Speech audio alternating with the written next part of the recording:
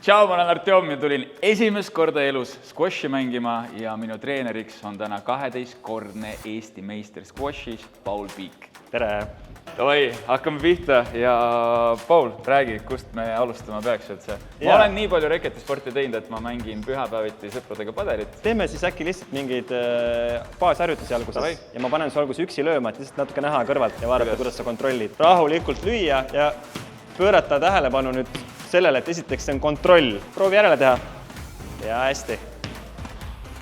Okei, mul kontrolli küll praegu ei, see tuleb. Ma arvan, et igat trenni võiks alustada treeneriga, et kohe saada tehnika paika. Ja ära karda jalgadega nagu teha korrektuure, et praegu sa tahad teha korrektuure kehaga. Jep, väga hea. Lihtsalt, et ma tahan sind natuke kiusata. Nii. Proovi nii, et pane terve aeg, kui sa teed. Pane vasak käsi nagu siuke gentleman, paned see selja taha. Davai. Mul jah meiga pealest on komme seda reketi juurde tuua. Ei, see on padel, see on väga okei. Mees kontrollib asja. No, see on küll hea kompliment praegu. Sa oled siin keskel. Jep. Sinu ülesanne on pärast igat lööki siia tagasi tulla. Okei. Proovime. Ja lööd palli mulle. Hästi ja tõmbad tagasi. Kitsam reket on kui padelis. Kuidas oli? Väga vahva. Aga võta võimale ikka. Ossa. Said peale või? See oli päris hea. No võtab rohkem võimale kui padelis, ütleme ausalt. Ja nüüd see väike element juurde veel, et vaata selja taha ka palli. Vaatad. Väga hea. Nii. Juba nüüd käed puusal ja.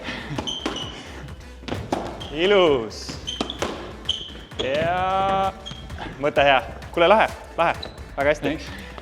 Aga siis teeks sinuga mängu. Hästi. Ja mängime. Out on ju. Ja, mängime edasi. Hästi.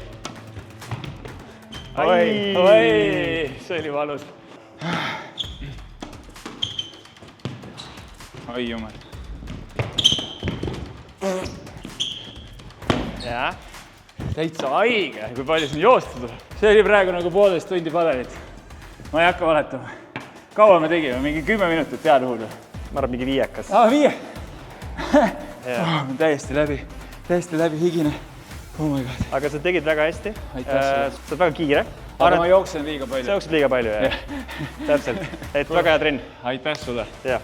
See on palju targemaks. Mis ma siis tänasest trennist õppisin? Esiteks seda, et ma olen kiire, aga ma ei peaks seda kiirust nii palju rakendama, vaid rohkem mõtlema selle peale, et ma oleks positsioonis ja vaataks palli.